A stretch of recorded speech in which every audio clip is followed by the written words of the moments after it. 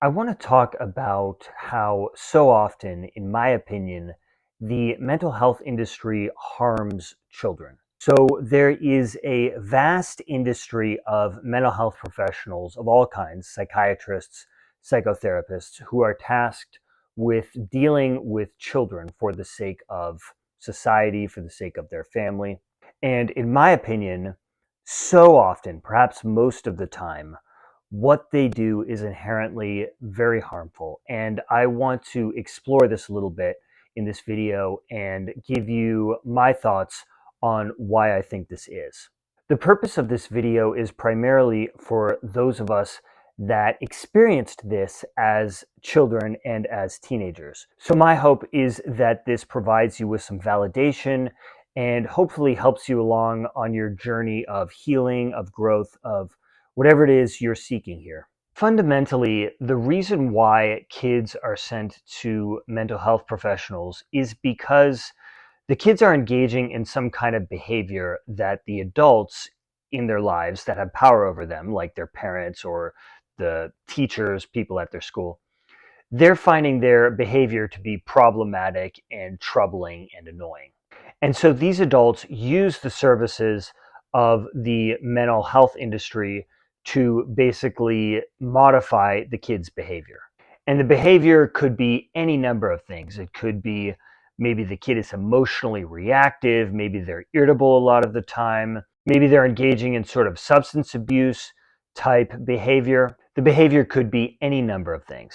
And the expectation of the mental health professional, the fundamental product that they provide, is to basically get the kid to be more convenient for the sake of the adults, to get them to stop engaging in this kind of annoying behavior.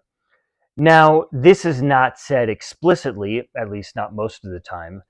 Instead, there's a very different narrative presented, which is that they are really trying to help the kid. They really are having all this compassion.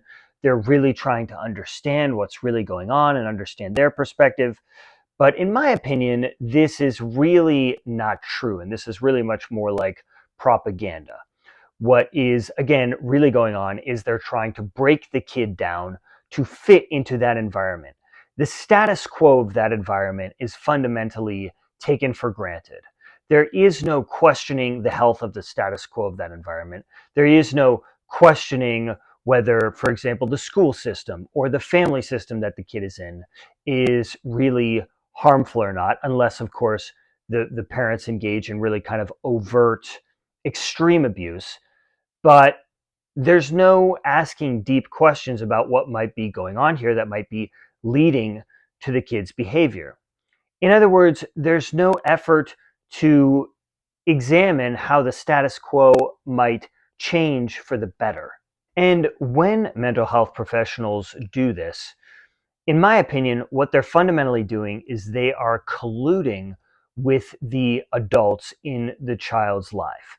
They are colluding to basically break down the kid to fit into that environment and are basically telling each other and convincing each other that this is a wonderful thing that they're doing when it is anything but, when in reality it is extremely harmful because the kid is basically being traumatized in that situation. And rather than understanding that and trying to help adjust this situation so that it's better for everybody, no, we're not going to do that.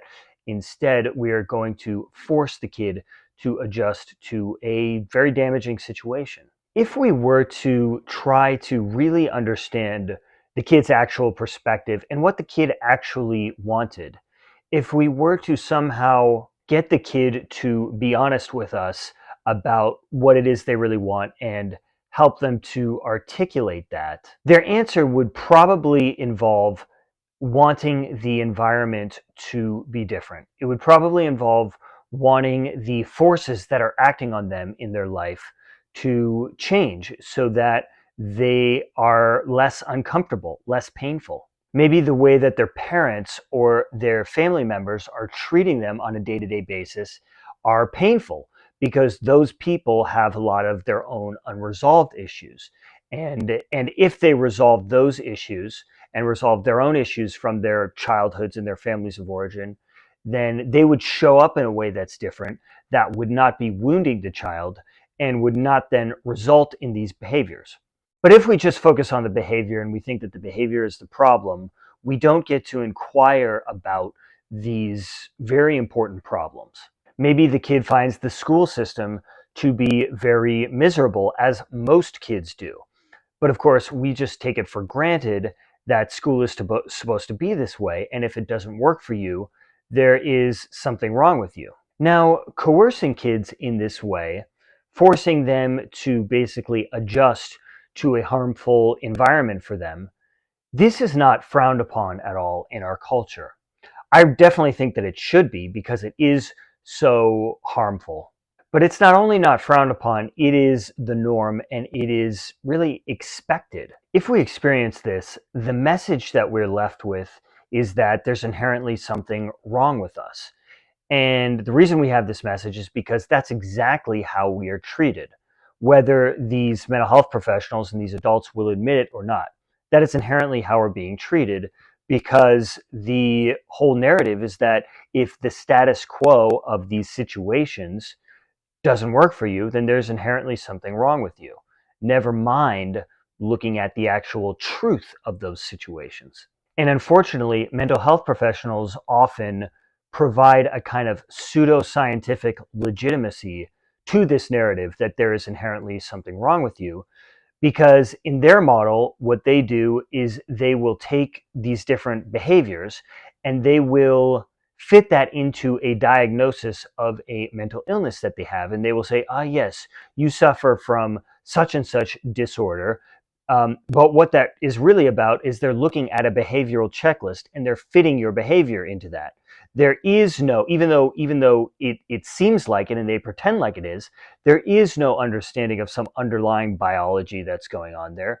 And there's certainly no understanding of the actual dynamics and the actual situation that is resulting in that behavior. There's none of that. It's denial of that.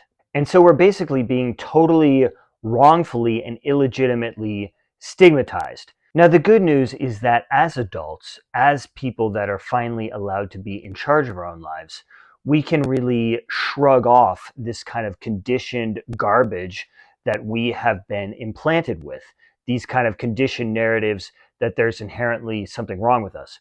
We can just shake that off and see it for what it is. I mean, of course, it's not so easy as just shaking it off, but my point is that we can really work through it so that it no longer oppresses us, because we see that it's not true. When we see the actual situation and the actual dynamics that resulted in this, we can really see just how wrong it is, and then it doesn't affect us as much anymore. And it's also very helpful to look at how this shows up in our lives, and really trying to be aware of where it's showing up for us on a day-to-day basis. Now, how to actually heal from this, how to recover from it and grow beyond it, is a very big topic.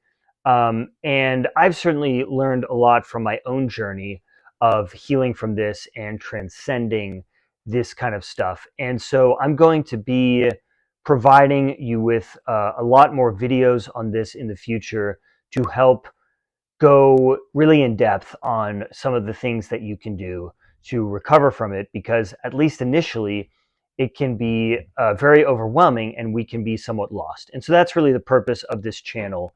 So I do hope that you subscribe to this channel so that you can get those resources in the future. Also, be sure to hit the bell so that you get notifications for those when they come out.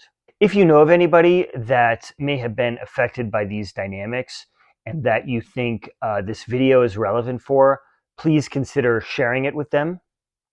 Thank you so much for joining me for this video and for watching until the end. And I look forward to having you for the next one.